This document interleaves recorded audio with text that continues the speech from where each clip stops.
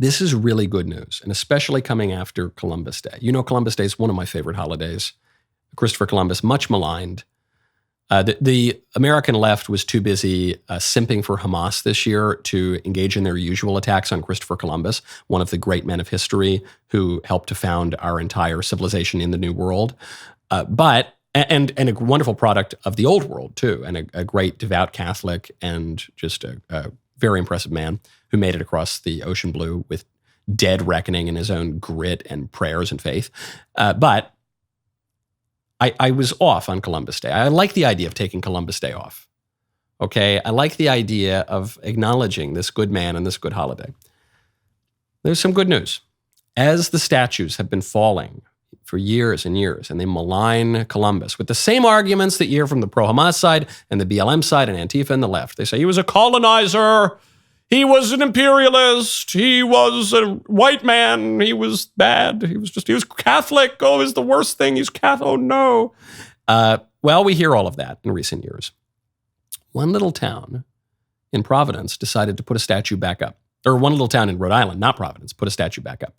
That would be Johnston Memorial Park. In Johnston Memorial Park, in Johnston, Rhode Island, they took a statue that had been taken down in Providence, and they moved it over to this town, and they put it back up. This was thanks to former Providence Mayor Joe Paolino, good son of Italy, who purchased the old statue and brought it over to this nice town. Why is this such a great story? It's such a great story, not because we're all going to take trips to Johnston, Rhode Island, though maybe we should. Not because it's not a bad thing that the bigger towns and the bigger cities, Providence and all over them, even New York wants to take these statues down. It's not that we've made it out of the woods, that they're going to keep their statues up, but it means that we can restore things. We don't need to just shrug our shoulders and accede to the left's absolute destruction of our civilization. The lib cities want to take down the Columbus statues. The conservative towns can put them back up. The lib cities want to take away parents' rights. The conservative towns can say, come on over here if you want to raise your kids.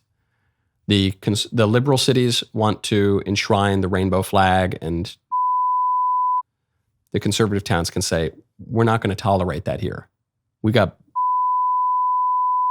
And if you're an adult and you talk to kids about weird sex stuff, you're going to get arrested. And if you are an adult and you try to put some weird, obscene material into schools and libraries, you're going to get arrested. We can do that. No, Antifa's not there tearing that statue down in Johnston, Rhode Island. Not just yet. You could do it in your town too. Hope is not lost. We can return. We're not going to go back in time. We're going to keep going forward in time, but we can turn toward the right direction. Right now, go to Genucel.com/Knowles. Everyone here at the office loves the Genucel Dark Spot Corrector. You might be asking what this product even does. Well, if you have sunspots, dark spots, discoloration, or dry skin, the Genucel Dark Spot Corrector will help those blemishes disappear. Kimberly from Youngstown, Ohio says, quote, my appearance has improved so much since using Genucel. I love all my Genucel products, and my skin looks younger. Now it's your turn to feel like Kimberly. But hurry, because this sale is ending very soon. Take advantage of Genucel's most popular package, which includes the beloved Dark Spot Corrector. This package also includes Genucel's Classic Under Eye Treatment. You will get all of these products for almost 70% off. Genucel's so confident in their products, you can try them yourself completely risk-free. If you don't see immediate results, you will get your money back. It's simple. Go to Genucel.com/Knowles, Knowles. Start looking years, even decades younger tomorrow. Say hello to the very best skin that you've ever had at Genucel.com/Knowles. That is Genucel.com/Knowles. Big story in the LA Times. Black people are fleeing the United States because of the oppression and the colonialism and the imperialism and the ism and the racism and the ism. America does not deserve me. Why black people are leaving the United States, says the LA Times. Now, because this is the LA Times, I have a good hunch going into this article that whatever it says is not true. But here's what the article says. Filmmaker Jamila Noureddin was locked down in LA during the pandemic, watching as the nation convulsed in protest over the murder of George Floyd when she had an epiphany. America does not deserve me. As a black woman, Noureddin always tried to work twice as hard as those around her, thinking if I'm smart enough, pretty enough, successful enough, then finally people will treat me as a human being. But she grieved yet another unarmed black man killed by police. She decided she was done trying to prove herself to a society that she felt would never really love her back. So Nuri Dean, 39, packed her bags and left.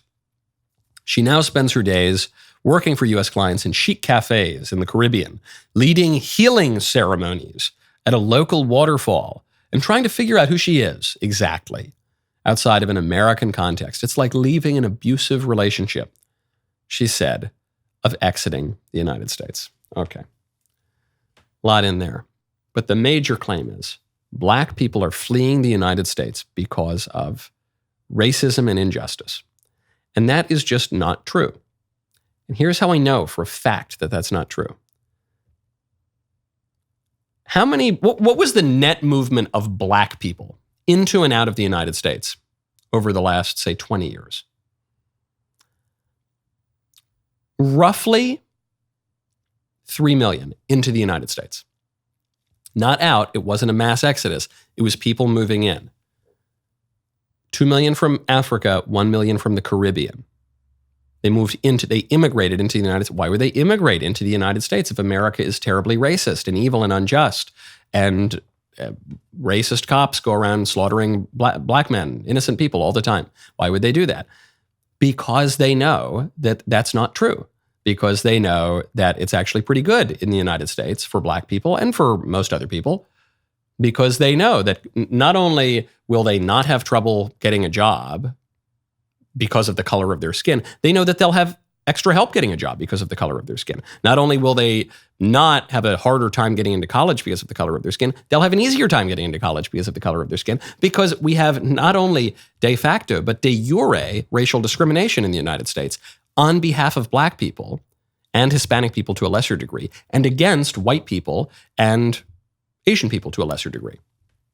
That has technically been struck down in recent months because the Supreme Court struck down affirmative action in college admissions. But the colleges all just admitted they're just going to figure out a way to hide it now. And they'll hide it in the personal statement.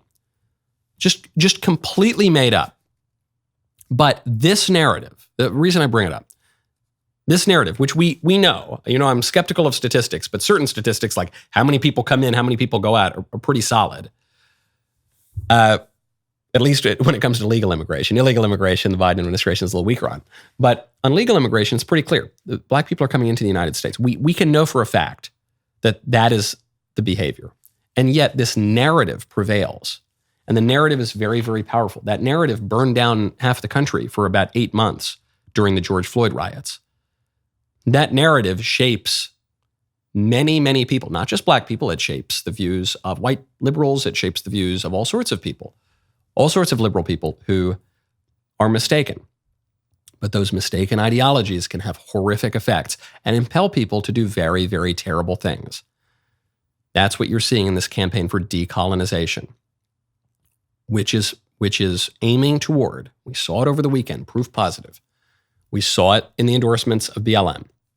It is aiming toward violence against civilians, against men, women, children, and little babies. They want to come kill us because they've convinced themselves of a bogus narrative.